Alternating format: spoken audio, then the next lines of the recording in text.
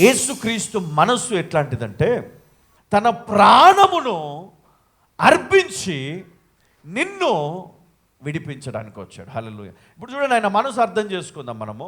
ఆయన మనసు ఎట్లాంటిదంటే ఆయన గురించి కాదు కదా, ఎవరి గురించి అంట?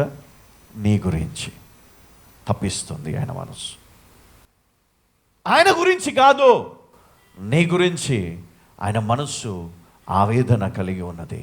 ఈరోజు మరి యేసుక్రీస్తు మరి ఏమి కలిగి ఉన్నాడంటే దేవుని మనస్సు, అంటే తండ్రి మనస్సు ఆయన కలిగి ఉన్నాడు. కాబట్టి ఆ మనస్సు ద్వారా ఆయన ఈ లోకానికి తన్ను తాను అర్పించుకోవడానికి వచ్చాడు. తన మనస్సు లాంటి మనస్సు ఈ లోకములో ఎవరికీ లేదండి కదా. మనందరిది ఎవరి కోసం?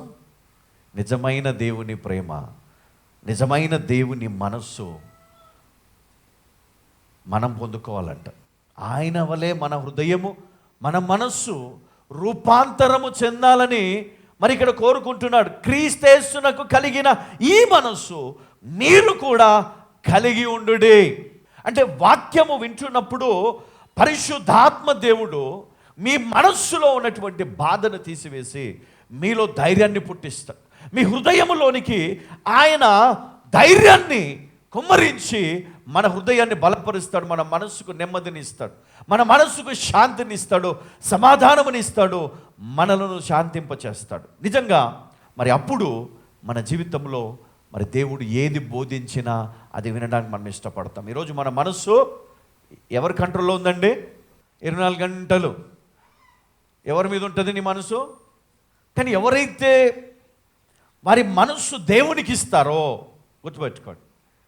ఇప్పుడు చూడండి, నీ మనస్సు నువ్వు ఎవరికో ఇచ్చావు, 24 గంటలు వాళ్ళ గురించి ఆలోచించి వాళ్ళకే ఫోన్ వత్తుతూ ఉంటావు. తింటున్నాడా, పడుకున్నాడా, ఉన్నాడా, లేడా, ఏం చేస్తున్నాడు, ఎవరితో మాట్లాడుతున్నాడా, బిజీ వచ్చింది అనుకోండి, అమ్మో ఎవరితో మాట్లాడుతున్నాడు, కంటిన్యూస్గా వస్తూనే ఉంటారు. ఇక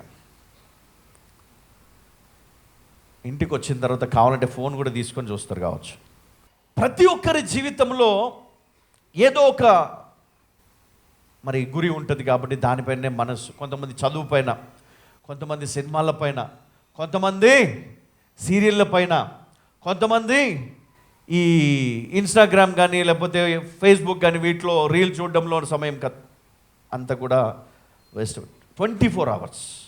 రాత్రి కొంచెం పడుకుంటామేమో, తిరిగి లేచిన తర్వాత మళ్ళీ అదే గోల. దీని ద్వారా నువ్వేం కోల్పోతున్నావు అంటే నీ జీవితంలో దేవుడిచ్చు అభిషేకాన్ని నువ్వు కోల్పోతున్నావు.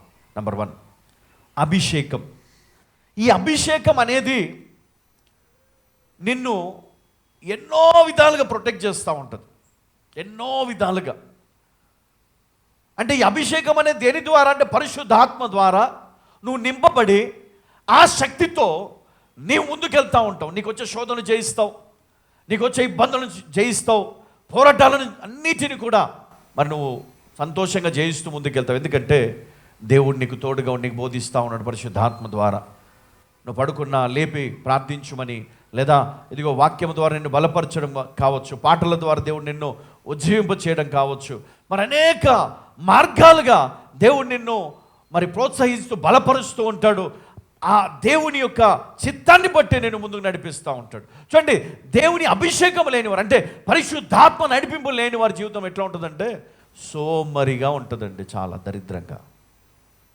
ప్రార్థన ఉండదు, ఒక దేవుని పాటలు ఉండవు ఇంట్లో, ఒక వాక్యం పెట్టుకోరు ఇంట్లో, వాక్యం వినడానికి ఇష్టపడరు. తర్వాత ఎవరి కోసం అని ఏదైనా కబురు వచ్చినప్పుడు, వాళ్ళకి బాగాలేదన్నప్పుడు వెంటనే ప్రార్థించే మనసు ఉండదు. మంచిగా అయిందనే మాట తప్ప ఇంకేది రాదు. బాగైందిలే, వాళ్ళకి అట్లనే కావాలి, మంచిగా అయింది.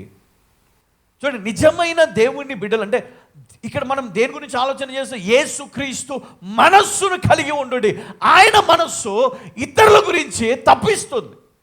ఒకరు బాగాలేదంటే బాధ, వారి గురించి ప్రార్థన చేయడం, వారి గురించి ఆవేదన, వారి వాక్యం వినట్లేదంటే ఆయన హృదయము ఎంతో వేదనతో తప్పిస్తూ ఉంటుంది అన్నమాట. దేవుని మాట వినటం లేదు, పాపం చేస్తూ ఉన్నారు, వారి గురించి ఎంతో ఆవేదన చెందుతూ ఉంటాడు. మరి మన హృదయము, మన జీవితం, మన మనస్సు ఎట్లా ఉంది ఈరోజు? మనం ఆలోచిస్తున్నాం. ఈరోజు మనం దేవుని కోసం ఏదైనా చేస్తున్నామా? ఎందుకు అంటే మరి దేవుని మనస్సును మనం కలిగి ఉన్నప్పుడు ఆయన మనకు బోధిస్తూ ఉంటాడంట. ఆయన మన హృదయంలో. అందుకే నేను నీ యందు నిలిచి ఉన్నాను, నీవు నా యందు. ఎవడు నా యందు నిలిచి ఉంటాడో నేను వాని యందు నిలిచి ఉంటాను. హల్లెలూయా. ఆయన మన కొరకు రక్తాన్నే ధారపోసాడని మనం అనుకున్నాం, కానీ రక్తములో ఉన్న తన ప్రాణాన్ని ఎప్పుడైతే ఆయన ఇచ్చాడో ఆ గడియలోనే విడుదల, విమోచన, రక్షణ మన జీవితంలో మనం పొందుకున్నాం. కాబట్టి దానికి మన కృతజ్ఞతగా మనం ఏమి చేయాలి అంటే మన జీవితాలను ఆ దేవునికి మనము అప్పగించుకోవాలి. మన మనస్సును ఆయనకు అప్పగించాల. మన మనస్సును ఆయన మనస్సు వలె మనం మార్చుకోవాలంటే ఆయన మనలో ఉన్నాడు అని మనం ఆయనను ఇతరులకు మనం చూపించాలి. దేవుని ప్రేమను మనం చూపించాలి. క్రీస్తును మనం చూపించగలగాలి. హల్లెలూయా.